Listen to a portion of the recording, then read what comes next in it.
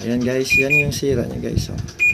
Yan, nag-error siya, nag-U12 dito sa ano during speed. So yan ang alamin natin bakit siya nagaganyan. So balikan ko kayo guys.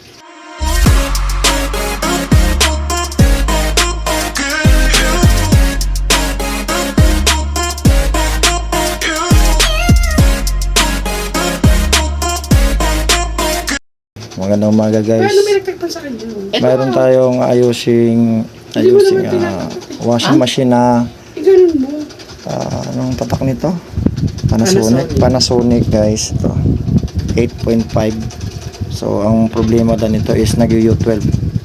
So titingnan muna natin kung lalabas yung error niya. Hindi pala tinanong kay Arman, si Arman. Ay, hindi naman siya refrigerator siya. hindi naman siya sa sa washing machine. Ayan guys, yan yung sira niya guys. Oh. Yan, nag-error siya, nag-U12 dito sa ano during speed. So yan ang alamin natin bakit siya nagaganyan. So balikan ko kayo guys.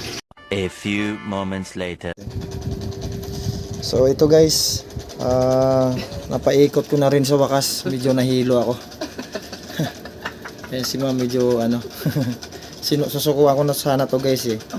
So binalikan ko lang siya dahil pinakape ako ni ma'am. Ayan, dahil sa kape. Sa chocolate. Dahil sa kape po na ko.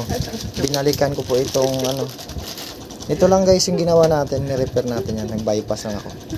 Sisira na yung sensor niya sa likod. Ay dito pala sa harap. So nawala na guys yung U12 guys. Yan gumagana na siya. Nag-i-spin dryer na po yan. Kasi tsinagaan niya. Oo. Muntik na siya sumuko. muntik ko na sinukuan. Ito po si ma'am yan. Medyo may ngiti na po si ma'am sa niya, washing niya kasi napagana natin. Tsaga lang guys. Yan yung ginawa ko guys. Ayan, titingnan nyo yan. Yan. Naka-bypass na yan. So, nagawa ko siya ng paraan. Muntik na sumuko si Kuya. Binigyan ko kasi yung chocolate tsaka pinagkape. Pinakape kasi ako kaya binalikan ko yung yung ginawa ko. Kumana. Napagana ko lang. Hindi na nagtitrigger kasi yung dito sensor eh. Sabi nga nung Panasonic daw, pag yung Yung U12 sensor. hindi raw nakasara. Oo. Kaya na niya. Hindi na siya nag ng magnet. Kasi may magnet to dito sa pinakaibabaw eh.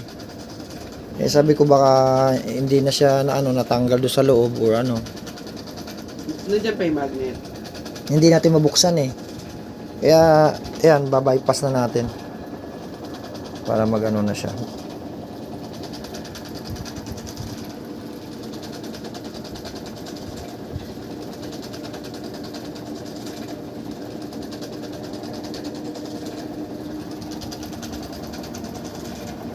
So yun guys, babalikan ko kayo guys. Ipipix lang natin to guys. Ito, pipix lang natin to tapos babalikan ko kayo ulit.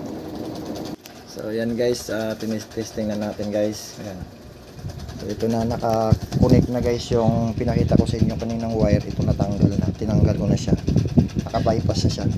Yan, yung tatlong wire guys yan, tatlong wire. Yan, pagsamahin nyo lang yung tatlo na yan.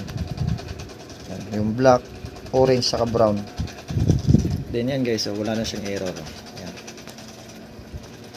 Wala na siyang error, wala na yung U12, tapos umiikot na rin yung dryer.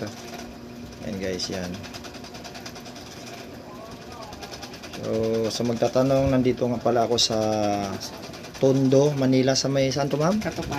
Katuparan Barangay 101. Barangay 101. Opo. Former Kagawad Petan.